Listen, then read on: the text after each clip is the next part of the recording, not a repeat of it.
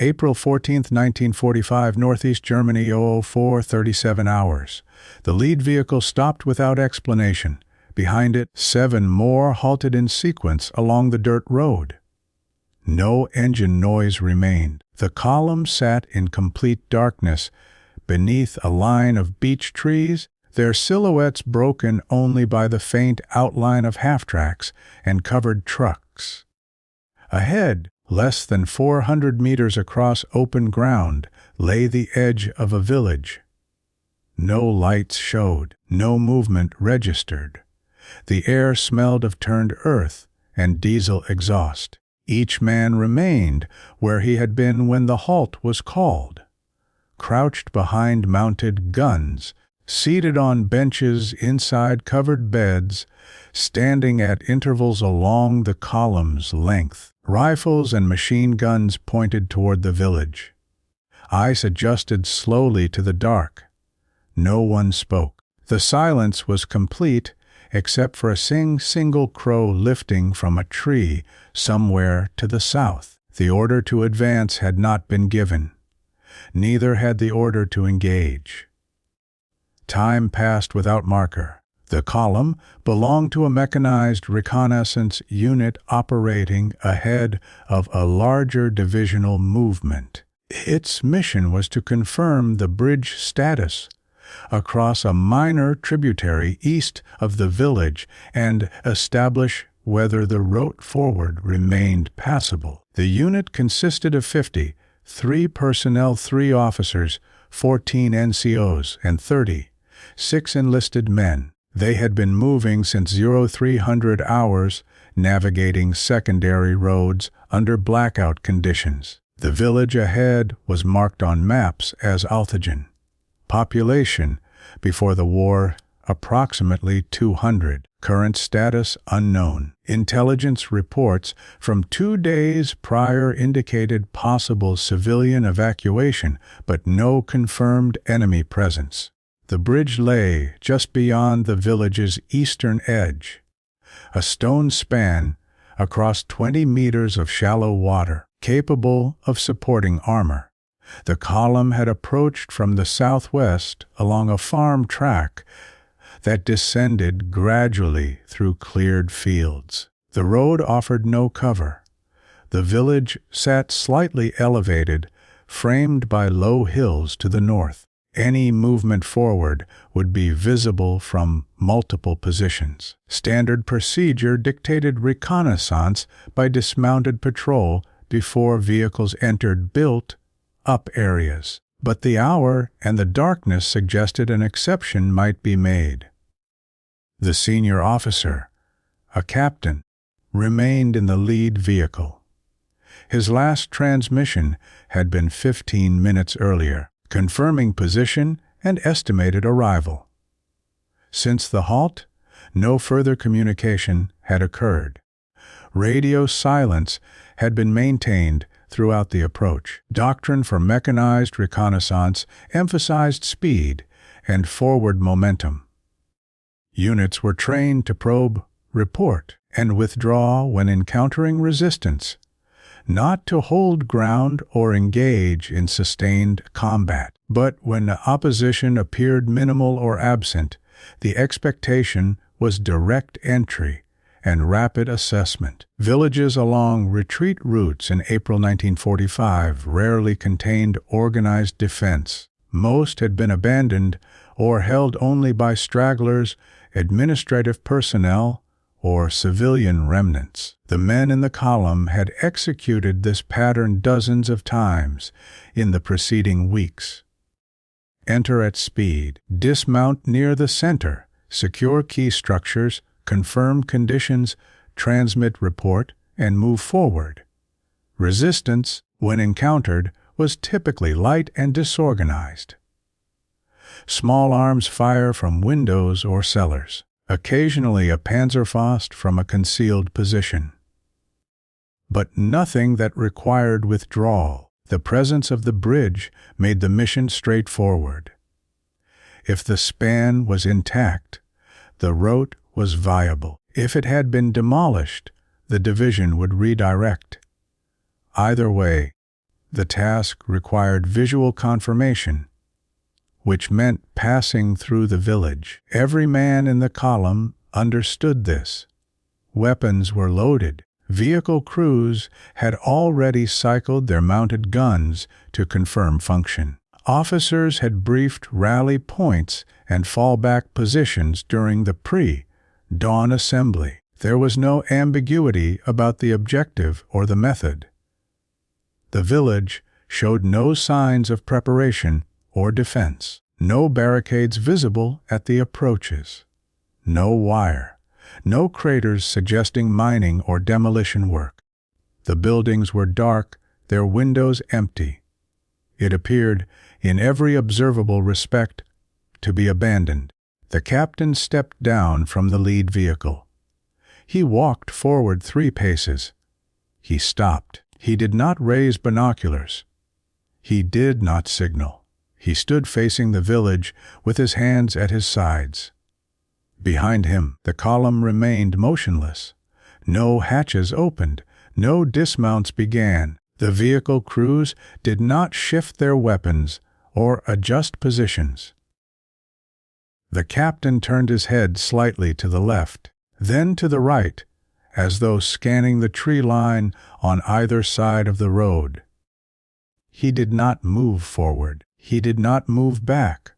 30 seconds passed, then a minute. He walked back to the lead vehicle and climbed inside. No engine started. No order was transmitted. The column sat in silence. 5 minutes passed.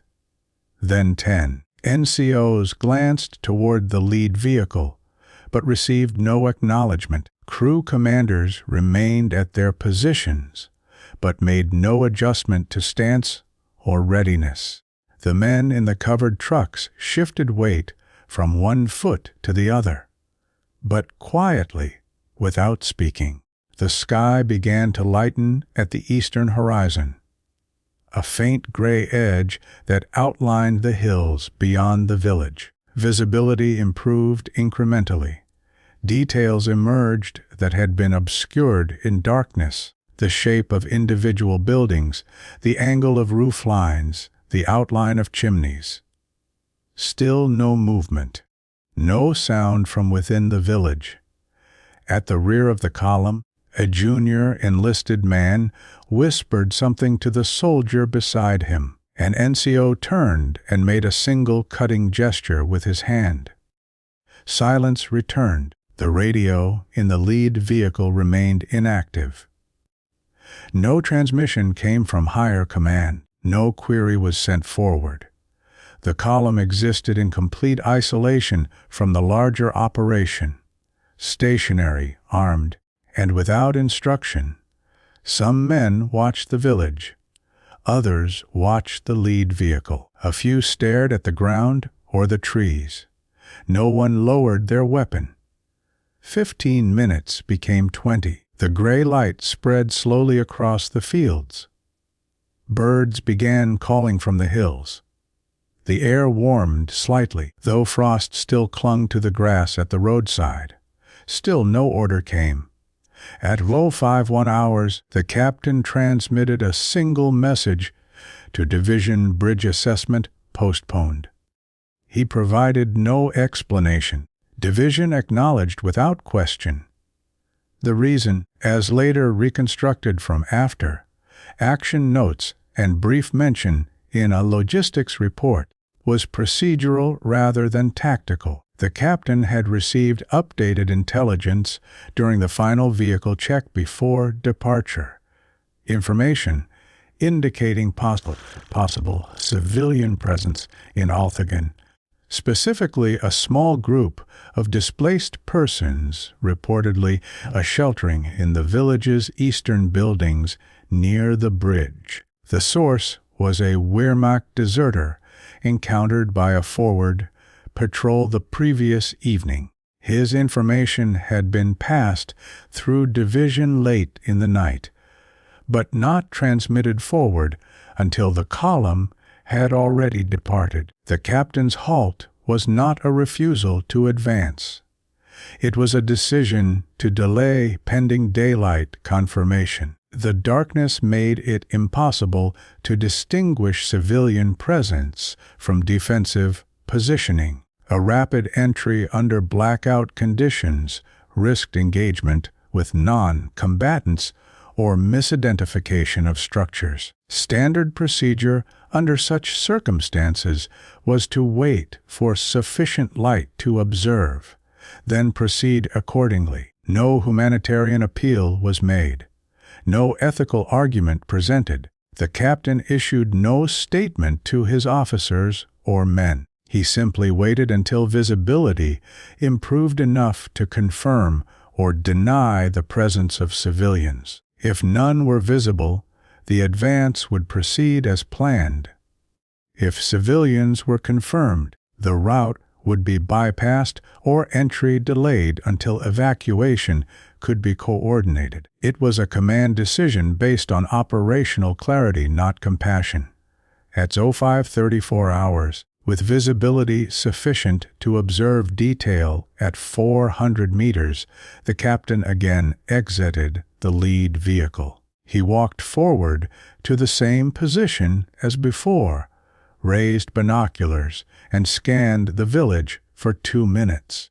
He then returned to the vehicle and transmitted a second message: civilian presence confirmed. Request alternate route guidance. Division responded within minutes. A secondary approach existed 3 kilometers south, crossing the tributary at a fording point used by agricultural vehicles. The bridge assessment was no longer required. The column was instructed to withdraw and proceed via the alternate route. Engines started in sequence from front to rear. The vehicles reversed slowly along the farm track until reaching a junction wide enough to turn. The column reformed facing south and departed without incident. By 0600 hours, Althagen was no longer visible behind them. No shots were fired. No contact occurred. The village remained silent and undisturbed. The men in the column said nothing during the withdrawal. Some appeared relieved. Others showed no reaction. By the time the alternate route was reached, the episode had already receded into the background of continuous movement and minor adjustments that characterized the final weeks of the campaign. The bridge was photographed by aerial reconnaissance later that morning. It remained intact. It was never used. No formal report detailed the decision to halt. The after-action summary for the reconnaissance unit on April 14 listed only route times, fuel consumption, and vehicle status. The entry for Althagen read, "Approach suspended per intelligence update dray alternate route utilized." The captain's transmission log showed 2 messages sent, both brief and factual. No elaboration was provided. No commendation was issued. No inquiry was made by higher command as to why the original route was abandoned. The civilians reportedly sheltering in Althagen, never identified by name, number, or nationality, do not appear in occupation records compiled after the German surrender. The village was entered by Allied forces on April 16 without resistance. Local administrative documents were incomplete or destroyed. No displaced persons were registered in the immediate area during the subsequent census.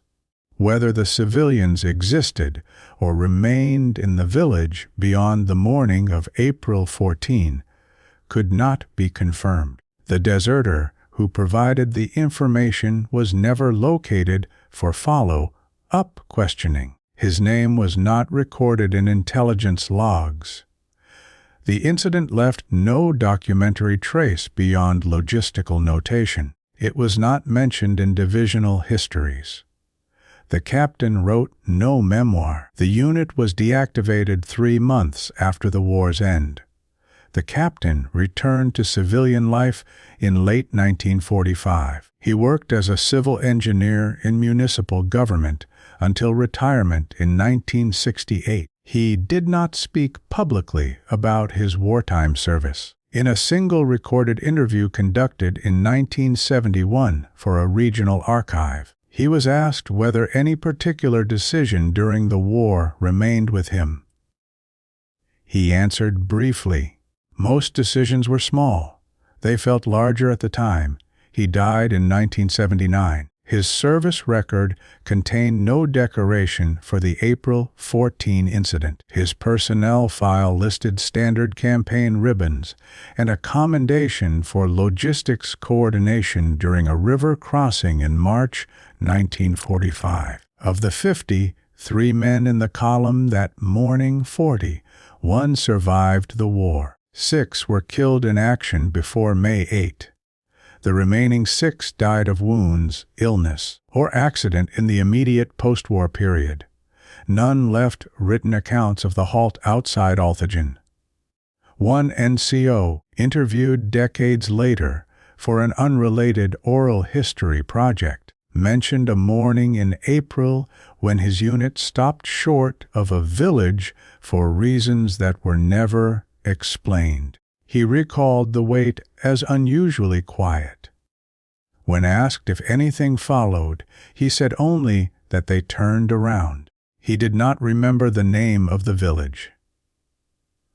Althagen was rebuilt slowly after the war. The bridge remained in use for local traffic until 1978, when it was replaced by a concrete span 30 meters downstream.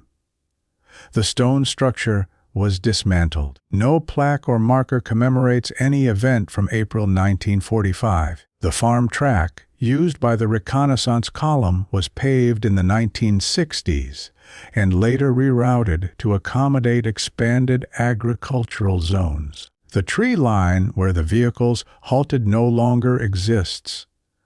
The fields have been consolidated into larger plots. The hills to the north remain unchanged. In archives, the reconnaissance unit appears in passing references, fuel requisitions, movement orders, radio logs. The entry for April 14 is a single line. No notation explains the halt. No follow-up inquiry was filed. The decision made that morning, to stop, to wait, to turn back, left no evidence beyond absence. No engagement occurred. No casualties were prevented or caused. The mission was completed by alternate means. The war continued without interruption. What remains is the pause itself. A column of vehicles in the dark. A captain standing in a road. 53 men waiting without explanation. A village that was not entered. A bridge that was not crossed. The shots that never came.